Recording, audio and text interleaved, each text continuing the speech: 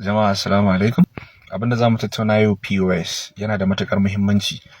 Duk sanda zaka yi amfani da POS yana da matukar muhimmanci ka tabbatar ka samu reliable mutumin da POS ɗinsa yana da inganci. Saboda musamman mutane idan kuka yi tafiya kuka tafi manya-manyan birane irin su Lagos, Abuja, Port Harcourt. To a irin wayannan wuraren akwai POS inda ana saka musu wani technology, wani abu da ake kiran shi card schemas, wanda yake sace information na ATM card.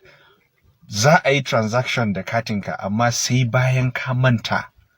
In zai yiwu ma in a Lagos ne kai wannan transaction din, to ba za a yi a Lagos ba, sai an tafi Enugu kafin a je a yi amfani da wannan card information ɗinka a saci kuɗi a cikin account ɗinka, saboda kar ma kai tunanin cewa ai a Lagos ne a wuri ɗaya kawai kai transaction. To don haka yana da kyau duk wanda zai amfani da POS ya samu takamaiman wanda ya san cewa ya yadda da ingancin POS ɗinsa kafin ka saka katinka a cikin mashin ɗinsa. Saboda sau da yawa wasu zaka samu su masu POS ɗin ma ba su san da wannan matsalar a cikin mashin ɗinsu ba. Saboda merchants ɗin da suka basu ba za su yi disclosing cewa akwai irin wa'innan abubuwan da aka saka don sace information ɗin ku, sace information ɗin kati, ba za su gaya musu ba.